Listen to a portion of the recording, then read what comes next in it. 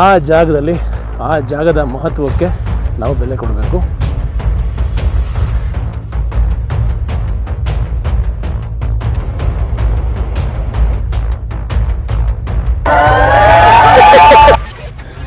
ಬಯಸಿದ್ದೆಲ್ಲ ಸಿಗುವಂತಿದ್ದರೆ ಬಯಕೆಗೆ ಬೆಲೆ ಇರುತ್ತಿರಲಿಲ್ಲ. ಅನಿಸಿದ್ದೆಲ್ಲ ಹೇಳುವಂತಿದ್ದರೆ ಮೌನಕ್ಕೆ ಅರ್ಥ ಇರುತ್ತಿರಲಿಲ್ಲ. ತಪ್ಪುಗಳೇ ಆಗದಿದ್ದರೆ ಹೊಸ ಪ್ರಯತ್ನ ಪಡುತ್ತಿರಲಿಲ್ಲ. ಕಣ್ಣೀರೇ ಬರದಿದ್ದರೆ ನಗುವಿನ ಆನಂದ ತಿಳಿಯುತ್ತಿರಲಿಲ್ಲ. ಕಷ್ಟಗಳು ಎದುರಾಗದಿದ್ದರೆ ಜೀವನದ ಮೌಲ್ಯ ಗೊತ್ತಾಗುತ್ತಿರಲಿಲ್ಲ.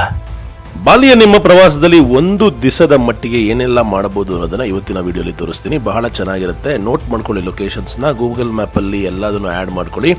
ಒಂದು ದಿವಸದಲ್ಲಿ ಇದಿಷ್ಟನ್ನು ಕವರ್ ಮಾಡಿಕೊಂಡು ಇನ್ನೂ ನಿಮ್ಗೆ ಇಷ್ಟ ಹಂಗೆ ಸಾಕಷ್ಟು ಬೇರೆ ಬೇರೆ ಜಾಗಗಳನ್ನು ಆ್ಯಡ್ ಮಾಡ್ಕೋಬೋದು ಇದೇ ಒಂದು ರೂಟ್ನಲ್ಲಿ. ಬನ್ನಿ ವಿಡಿಯೋನ ಶುರು ಮಾಡೋಣ.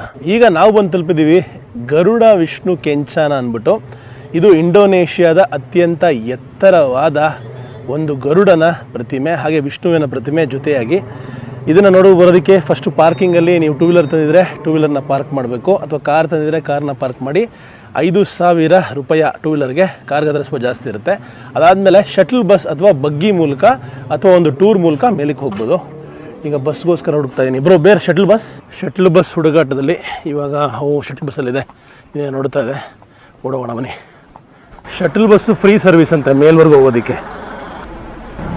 ಸೊ ಇಲ್ಲಿ ಬಂದು ಟಿಕೆಟ್ ತೊಗೋಬೇಕು. ಸೆಕ್ಯೂರಿಟಿ ಪಾಯಿಂಟ್ ಇದೆ.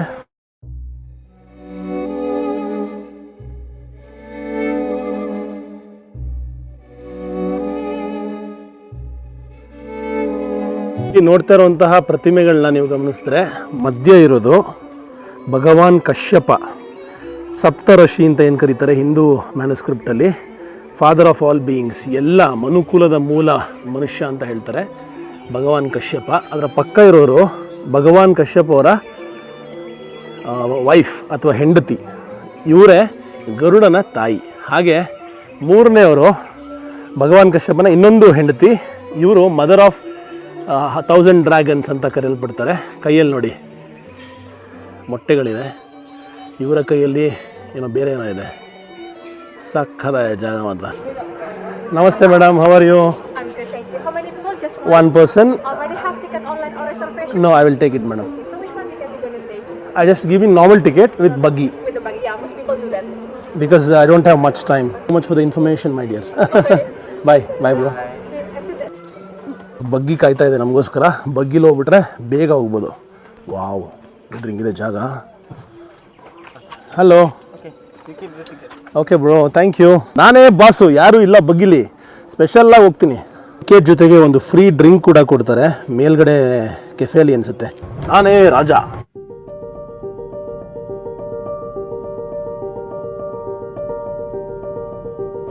ನೋಡಿ ಕಾಣಿಸ್ತಾ ಇದೆಯಾ?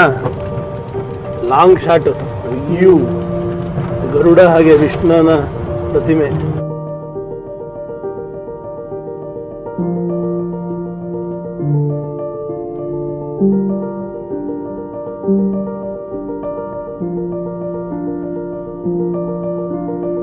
ಇಂಡೋನೇಷಿಯನ್ ಒಂದು ಗ್ರೂಪ್ ಬಂದಿದೆ, ಮಜಾ ಮಾಡ್ತಾ ಇದ್ದಾರೆ ಫುಲ್ಲು.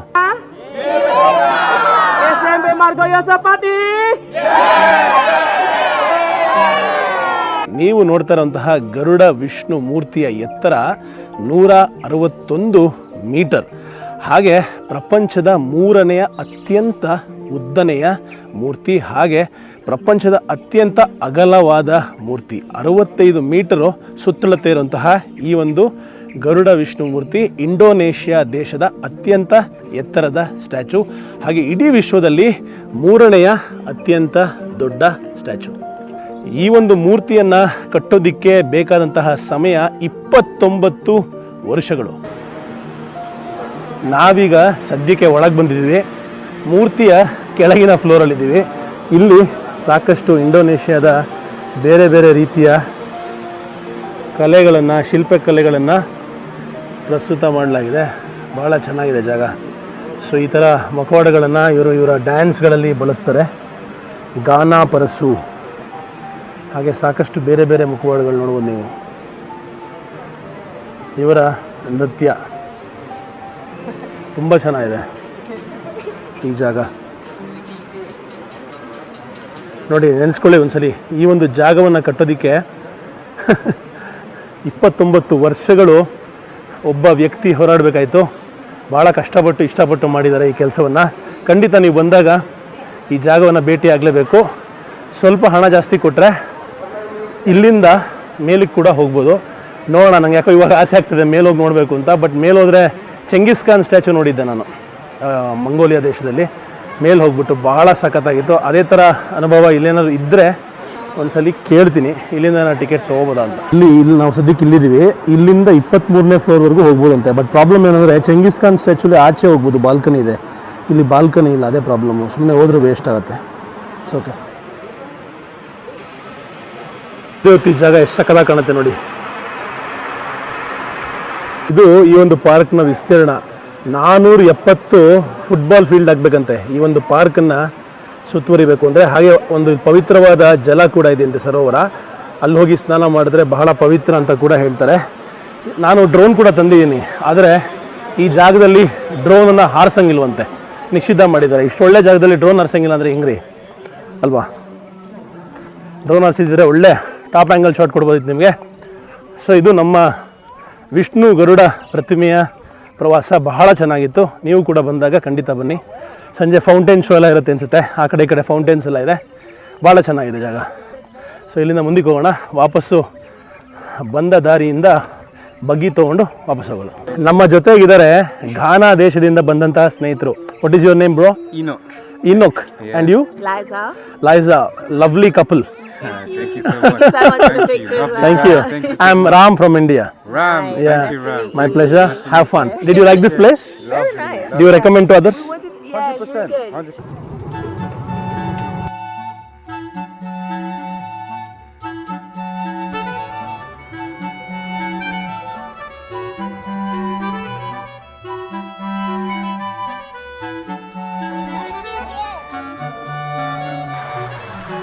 ಭಗವಾನ್ ವಿಷ್ಣು ಜಗತ್ತನ್ನು ಸಂರಕ್ಷಣೆ ಮಾಡೋನು, ಜಗತ್ತನ್ನು ಮುಂದಕ್ಕೆ ಕರ್ಕೊಂಡು ಹೋಗೋನು.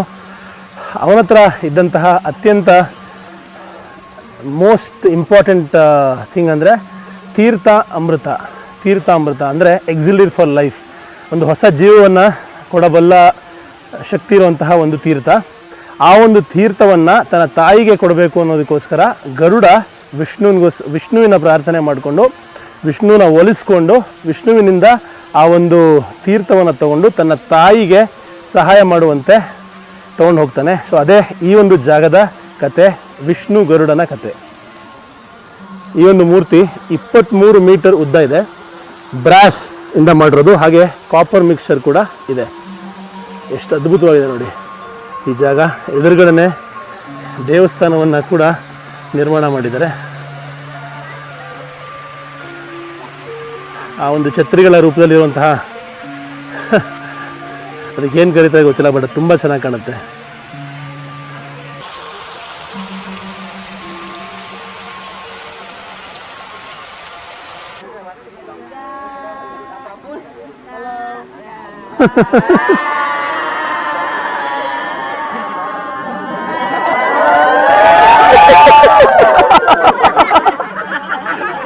Bro. Thank you very much.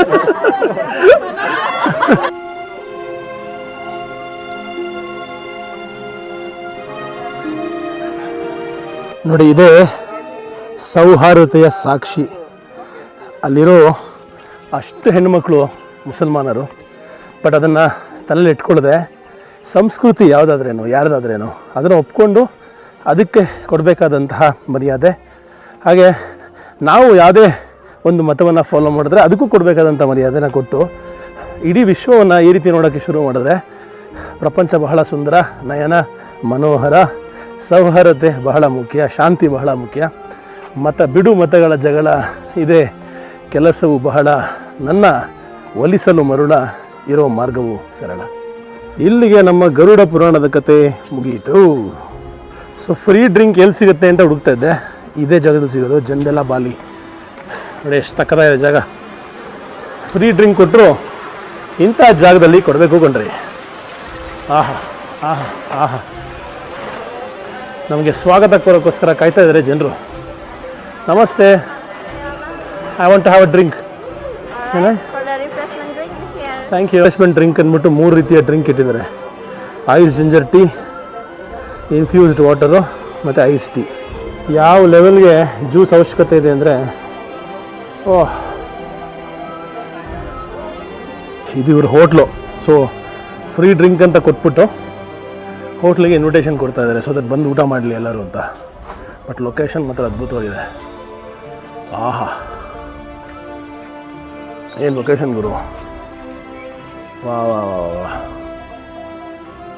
ಸಖತ್ತಾಗಿದೆ ಲೊಕೇಶನ್ ಮಾತ್ರ.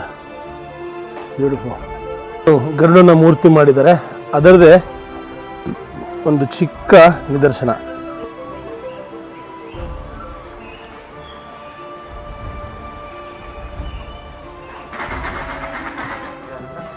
ಬ್ರೋ,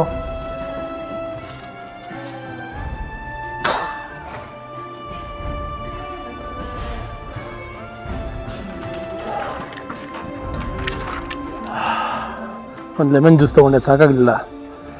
ಫ್ರೀ ಅಂದ್ಬಿಟ್ಟು ಎಷ್ಟು ಕುಡಿಯೋದು, ಒಂದು ಕುಡಿಬೋದು ಅಷ್ಟೇ. ದುಡ್ಡು ಕೊಟ್ರೇ ಬೆಲೆ ಇಲ್ಲ ಅದಕ್ಕೂ. ನೋಡಿ ಹೇಗೆ ದೇವಸ್ಥಾನದ ಪ್ರೊಸೆಷನ್ಗೋಸ್ಕರ ಸಂಪೂರ್ಣವಾಗಿ ರೋಡಲ್ಲಿ ಎಲ್ಲ ಕಡೆಯೂ ಸಿಂಗಾರ ಮಾಡಿದ್ದಾರೆ. ಸಿಂಗಾರ ಬಹಳ ವಿಶೇಷವಾಗಿ ಮಾಡಿದ್ದಾರೆ. ಈಗ ನಾವು ದೇವಸ್ಥಾನದ ಕಡೆ ಹೋಗ್ತಾ ಇದೀವಿ. ಉಲುವಾತು ದೇವಸ್ಥಾನ. ಆ್ಯಕ್ಚುಲಿ ಪದಾಂಗ್ ಬೀಚ್ಗೆ ಹೋಗ್ಬೇಕಾಗಿತ್ತು, ಲೇಟ್ ಆಗ್ತಾ ಇದೆ. ದೇವಸ್ಥಾನ ಫಸ್ಟ್ ಹೋಗ್ಬಿಡೋಣ ಅಂದ್ಬಿಟ್ಟು ಅಲ್ಲಿ ಹೋಗ್ತಾ ಇದ್ದೀವಿ. ಬೀಚ್ ಇನ್ನೊಂದ್ಸರಿ ತೋರಿಸ್ತೀನಿ. ಉಲುವಾತು ದೇವಸ್ಥಾನವನ್ನು, the most famous temple of Bali. So ಇಲ್ಲಿಗೆ ಬರೋದಕ್ಕೆ ಡ್ರೆಸ್ ಕೋಡ್ ಇದೆ, ಹಾಗೆ ಟಿಕೆಟ್ಸ್ ಕೂಡ ತೊಗೋಬೇಕು. ಎಲ್ಲರೂ ಡ್ರೆಸ್ ಕೋಡ್ ಹಾಕೊಂಡು ಹೋಗ್ತಾ ಇದ್ದಾರೆ. ಸೊ 50,000 ಅಂದರೆ 200 ರೂಪಾಯಿ ಎಂಟ್ರೆನ್ಸ್ ಟಿಕೆಟು. ಹಾಂ, ಥ್ಯಾಂಕ್ಸ್ ಬ್ರೋ.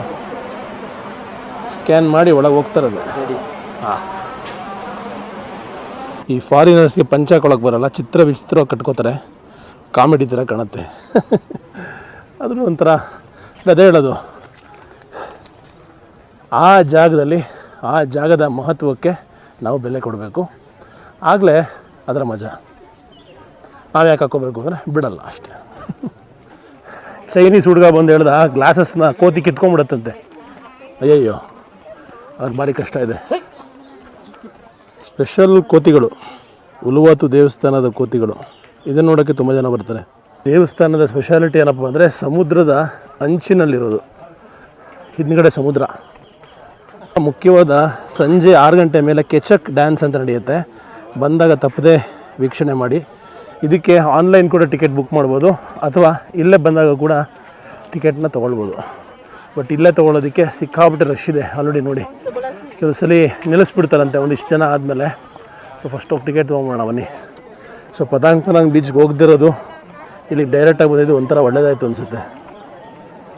ವಾವ್, ಎಂಥ ಲೊಕೇಶನ್ ಗುರು, ಎಂಥ ಲೊಕೇಶನ್ನು. ವಾವ್.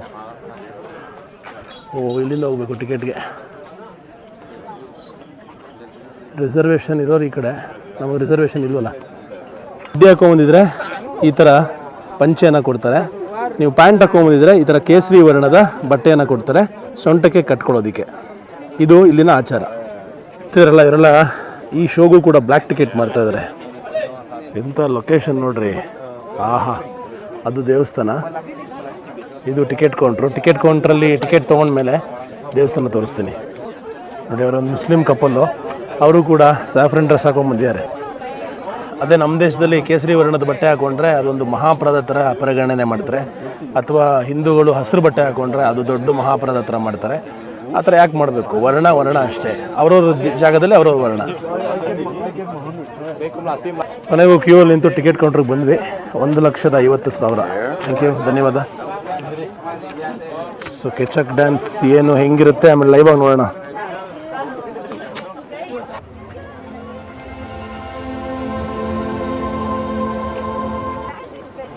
ಎಂಥ ಅದ್ಭುತವಾದ ನೋಟ ರೀ. ಕಳೆದೋಗ್ಬಿಟ್ಟ ಈ ಜಾಗ ನೋಡಿ.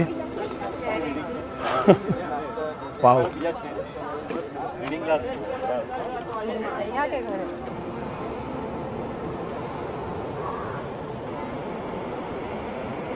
ಸಮುದ್ರದ ಗರ್ಜನೆ, ಈ ಅದ್ಭುತ ನೋಟ ಎಂಜಾಯ್ ಮಾಡಿ.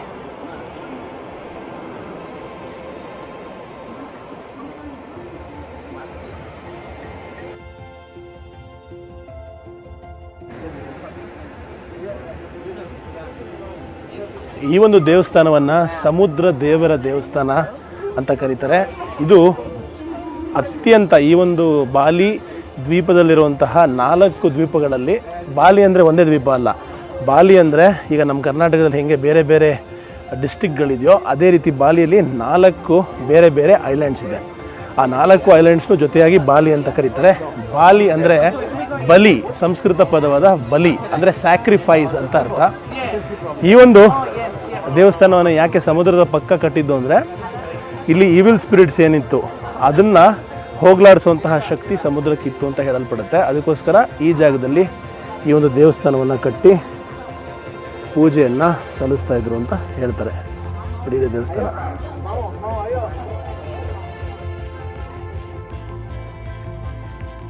ಈ ಒಂದು ದೇವಸ್ಥಾನದಲ್ಲಿ ಯಾವ ದೇವರನ್ನು ಪೂಜೆ ಮಾಡ್ತಾರಪ್ಪ ಅಂದರೆ ಶಿವರುದ್ರ.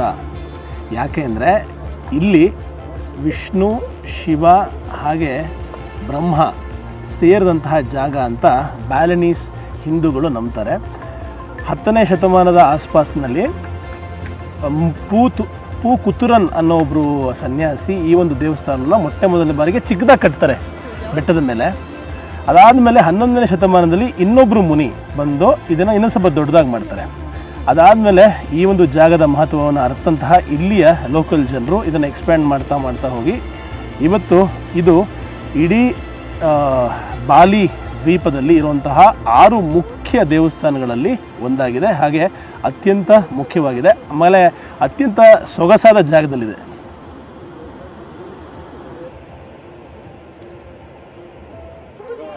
ಅಪ್ಪ ತನ್ನ ಮಗಳನ್ನು ಬೆನ್ನ ಮೇಲೆ ಕೂರಿಸ್ಕೊಂಡು ದೇವಸ್ಥಾನವನ್ನು ತೋರಿಸೋ ಪ್ರಯತ್ನ ಮಾಡ್ತಾಯಿದ್ದಾರೆ ಈ ಅದ್ಭುತವಾದ ಲೊಕೇಶನಲ್ಲಿ.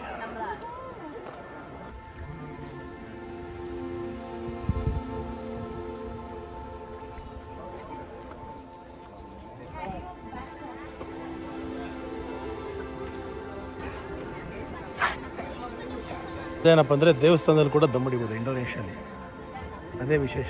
ಆಚೆ ಕಡೆ ಬಂದರೆ ಊಟ ತಿಂಡಿ ಹಾಗೆ ಎಳ್ಳಿರೋ ಜಾಗ ಕೂಡ ಇದೆ, ಬಂದಾಗ ಯೂಸ್ ಮಾಡ್ಬೋದು. ನನಗೂ ಹಸುವಾಗ್ತದೆ, ತಿನ್ನೋಣ ಬನ್ನಿ.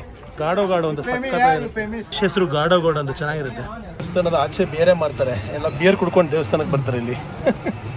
ಅವೆಲ್ಲ ಮ್ಯಾಟ್ರ್ ಮಾಡಲ್ಲ ಇಲ್ಲಿ ಜಾಸ್ತಿ. India not allowed, no allow alcohol smoking near temple, no allow. What is this? Energy drink. What is the name? ಹೆಂಗೆ ಮಾಡ್ತಾರೆ ಗಾಡೋ ಅಂದರೆ ಕಡಲೆ ಬೀಜದ ಪುಡಿಯಿಂದ ಮಾಡೋದು. ಕಡಲೆ ಬೀಜದ ಪುಡಿ, ಹುಣಸೆ ಹಣ್ಣು. I want to see you make, okay please don't mind.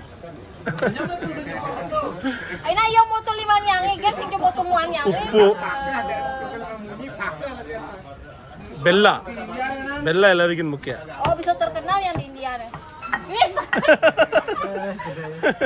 No, if you are scolding me, I will come to know later when I translate. ಮೆಣಸಿನ್ಕಾಯಿ.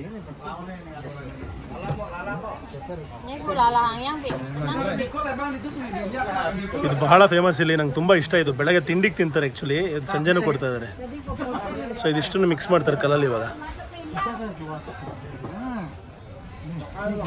ಬೆಳ್ಳುಳ್ಳಿ ಹಾಕಿದ್ರು. ಓಕೆ, ವಾವ್, ಹೆಂಗೆ ಮುಚ್ತಾರೆ ಅದನ್ನು ಹಾಕೊಂಡು. ಫುಲ್ ಪೇಸ್ಟ್, ಒಳ್ಳೆ ಗಂಧ ತೆಗೆದಂಗೆ ತೆಗಿತಾರೆ.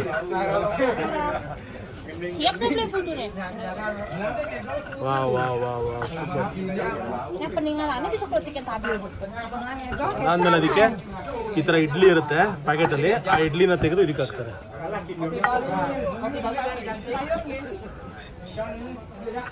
ಎಷ್ಟು ಚೆನ್ನಾಗಿ ಮಿಕ್ಸ್ ಮಾಡ್ತಾರೆ ನೋಡಿ. What is this glass?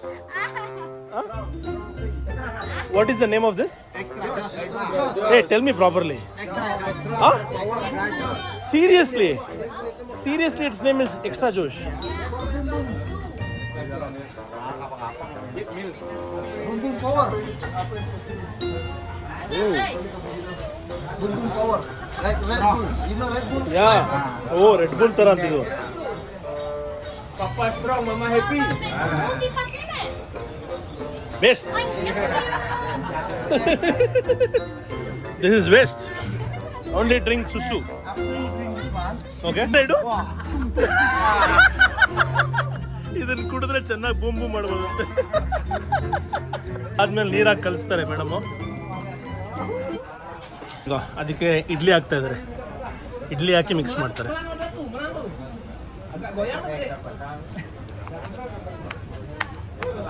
Super super super. ನಮ್ಮೇನೋ ಬೇರೆ ಡಿಶ್ ಮಾಡ್ತಾ ಇದ್ದಾರೆ. ವಾವ್, ಎಲ್ಲ ಸಕ್ಕದಾಗ ಕಾಣಿಸ್ತದೆ. ಎಲ್ಲ ಲೋಕಲ್ ಡಿಶ್ಶು, ಪಕ್ಕಾ ಲೋಕಲ್ಲು. ಮಿಕ್ಸ್ ಮಾಡ್ತಾ ಇದ್ದಾರೆ ಮೇಡಮ್ಮು. ಆಹಾ ಆಹಾ ಆಹಾ, ಎಷ್ಟು ಚೆನ್ನಾಗಿ ಮಿಕ್ಸ್ ಮಾಡ್ತಾರೆ ನೋಡ್ರಿ. ಗಾಡು ಗಾಡು ಗಾಡು ಗಾಡು ಗಾಡು. ಕೊನೆಯದಾಗಿ ಅದಕ್ಕೆ ಮೊಟ್ಟೆನ ಹೊಡೆದಾಕ್ತಾ ಇದ್ದಾರೆ. ಮೊಟ್ಟೆ ಹಪ್ಪಳ.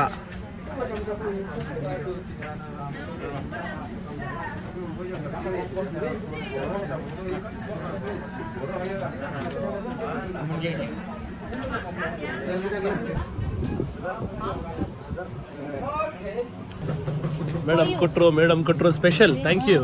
ವಾವ್, ಸ್ಪೆಷಲ್ ಗಾಡು ಗಾಡು. ಹೆಂಗಿದೆ ಅಂತ ಹಪ್ಪಳ ಹಾಕೊಂಡಿದ್ದಾರೆ, ಒಂಥರ ಸೊಪ್ಪು ಹಾಕಿದ್ದಾರೆ, ಮೊಟ್ಟೆ ಇಟ್ಟಿದ್ದಾರೆ, ಹಾಗೇನೆ ಗಾಡು ಗಾಡು ಇದೆ. Very good.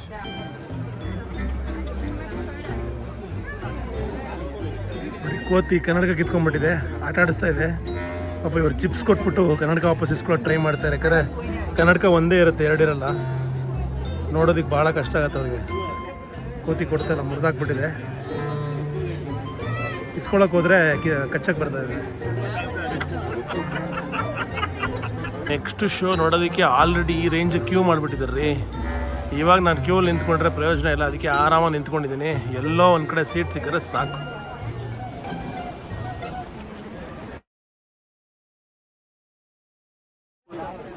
ಯಾವ ರೇಂಜಿಗೆ ಜನ ಸೇರಿದ್ರು ನೋಡಿ ಶೋ ನೋಡೋದಕ್ಕೆ. ಅಯ್ಯಯ್ಯಪ್ಪ, ಹಂಗೂ ಹಿಂಗೂ ಮುಂದೆ ಸೀಟ್ ಹಿಡಿದಾಕ್ಬಿಟ್ಟೆ ನೋಡಿ. ನಮ್ಮ ಜೊತೆಗೆ ಸ್ಪ್ಯಾನಿಷ್ ಫ್ರೆಂಡ್ಸ್ ಇದ್ದಾರೆ. ಓಲಾ ಓಲಾ ಓಲಾ ಓಲಾ. ಯಾಂತಂ ಕುಪೀಂದ್ರಂ ಧೃತಪಾಶಬಂಧನಂ ವಿಲೋಕಯಂತಂ ನಗರಂ ವಿಭೀತವಾತ್ ಅಥ ಡಯನಾಶ್ರುತಲೈ ಸುಕೋಪನಾಹ ಪೌರಾಹ ಸಮಂತಾದನು ಯಾಂತಯುಕ್ಷಿತಂ.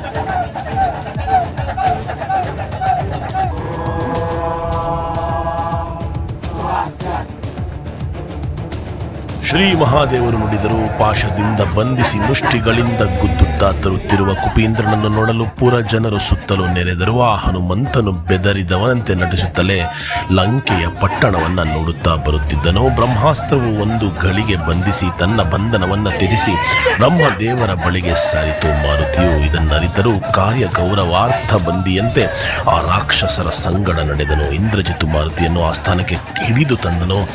ರಾಕ್ಷಸೇಂದ್ರನಾದ ರಾವಣನ ಮುಂದೆ ನಿಲ್ಲಿಸಿದನು.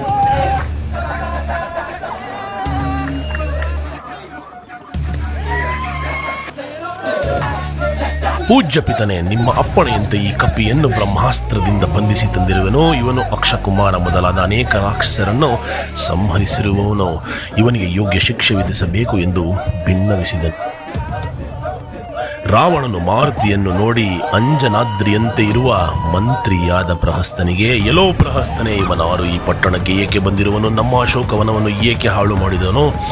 ರಾಕ್ಷಸ ಸೈನ್ಯವನ್ನು ಏಕೆ ಸಂಹರಿಸಿದನು? ಇದನ್ನೆಲ್ಲ ವಿಚಾರಿಸು ಎಂದು ಆಜ್ಞಾ.